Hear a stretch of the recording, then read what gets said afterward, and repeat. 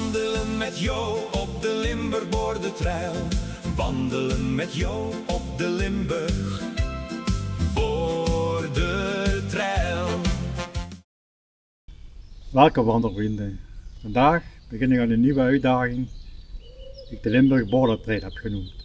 Op deze ongeveer 560 kilometer lange wandeling langs de grens van Limburg is het mijn bedoeling om zo kort mogelijk bij de grens te blijven met België, Nederland en Duitsland. Ik laat me verrassen wat ik allemaal tegenkom onderweg en leer meer van de geschiedenis van mijn provincie. Vandaag start ik met etappe 1 van Vaals, het drielandenpunt, naar Hoogkruts. Ik sta op het drielandenpunt of driegrenzenpunt. Tot 1919 was het een viergrenzenpunt met het onafhankelijke staatje Moresnet. Maar sinds 1919 toen was het een viergrenzenpunt, uniek in de wereld. Nu is het een driegrenzenpunt. En is het nog steeds uniek voor Nederland, België en Duitsland. Ik loop nu een paar meter verder naar grenspaal nummer 1. Ik sta hier bij grenspaal nummer 1 op het drielandenpunt. Nadat België zich in 1831 onafhankelijk had verklaard, werd op 19 april 1839 in Londen het scheidingstraktaat getekend. En werd Limburg afgescheiden van België. Op 8 augustus 1843 werd met dit gevolg door het verdrag van Maastricht, waarin het grensverloop werd beschreven en vastgelegd in het reglement van de plaatsen van de grenspalen. In 1844 werden de gietijzeren palen geplaatst en ook hardstenen hulpstenen. Ik zal op deze wandeling er genoeg tegenkomen. Ik zou zeggen, wandel en geniet met me mee op de Limburg-Bordertrail.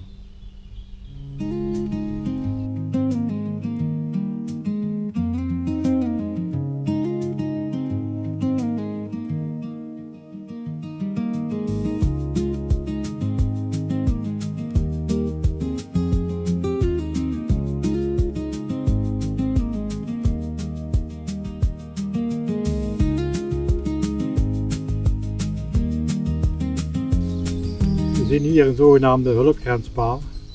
Het zijn niet allemaal gietijzeren grenspalen. Soms werden ook stenen palen gebruikt om de grens te markeren. Dus ook hiervan zullen er genoeg wel tegenkomen.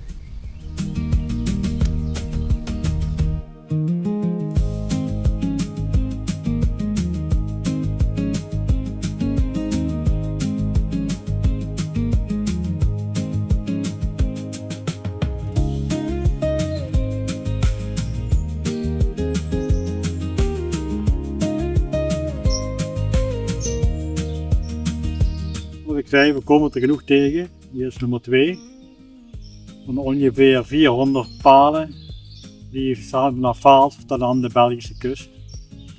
We zien ze niet alle 400, maar dit is nummer 2. Een mooi pad met links van mij om te genieten een mooi vergezicht.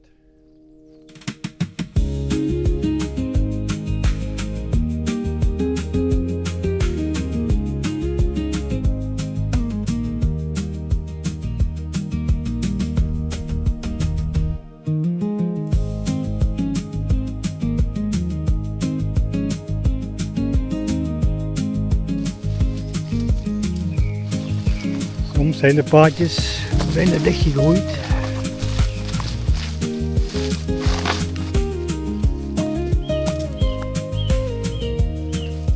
Maar het blijft een pad.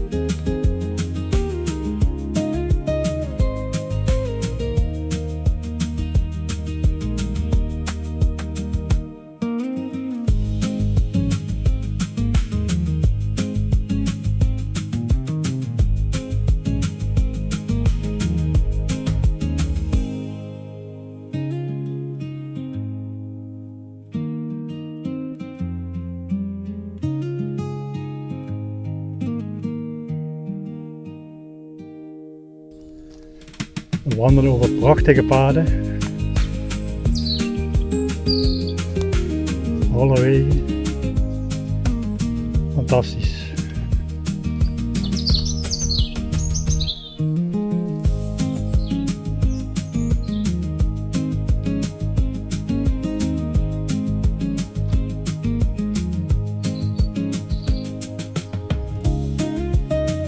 Het is tijd voor mijn eerste boterham op de Limburg Border Trail. Na een pittig stukje met een bergje op en bergje af. Wel een boterhammetje verdiend. Voor de volgende stuk.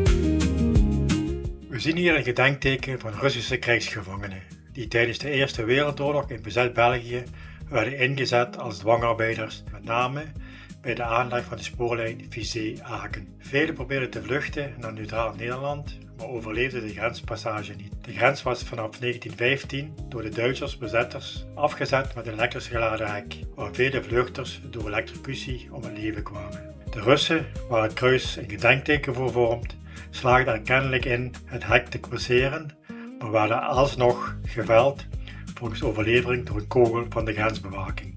Bovenaan het kruis is een bordje bevestigd met de tekst: ter herinnering aan de Russische krijgsgevangenen die tussen 1916 en 1918 de dood vonden.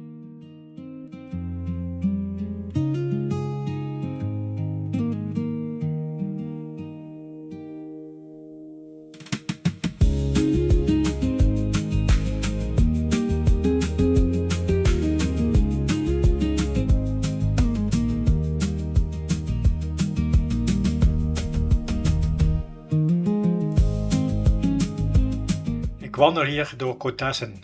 Dit was vroeger een arme streek in Limburg en als gevolg daarvan zijn de oude vakwerkhuizen veelal gehandhaafd.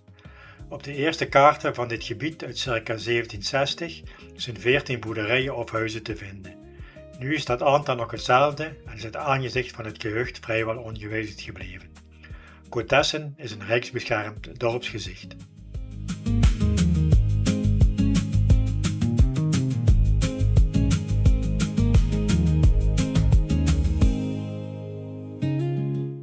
Ik wandel nu langs de Geul, een rivier die met meerdere bronnen ontspringt in de gemeente Raren in België. Ze verlaat België bij Sippenaken en komt bij Cotessen Nederland binnen. Bij het gehucht Voelwammes, boven Itteren, mondt ze uit in de Maas. De Geul is 58 kilometer lang en het totale verval bedraagt ongeveer 250 meter.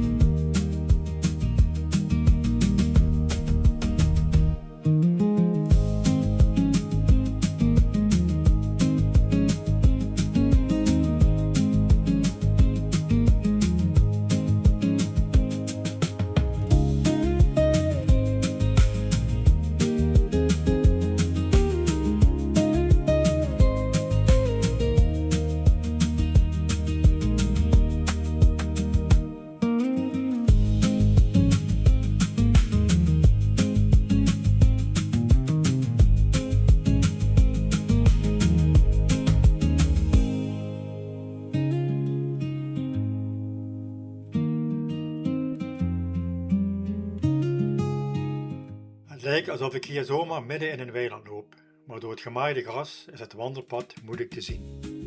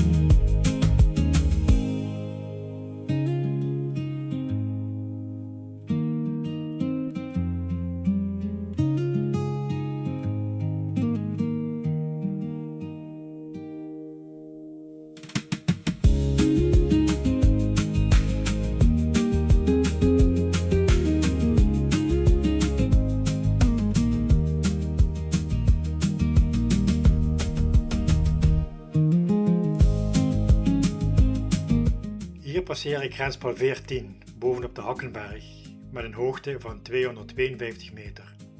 De Hakkenberg is ook een van de 7 toppen van de Dutch Mountain Trail.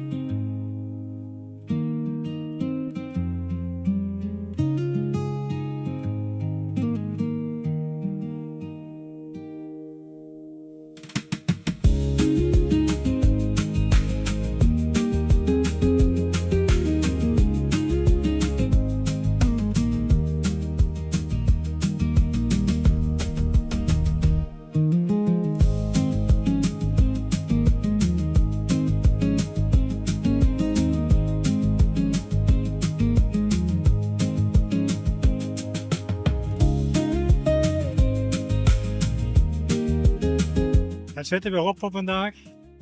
Het was een mooie, pittige, afwisselende wandeling. Met mooie berggezichten. Het was enorm genieten. Ik hoop dat jullie ook genoten hebben. Ik zie jullie graag bij de volgende etappe van de Limburg Border Trail. Of bij een andere wandeling.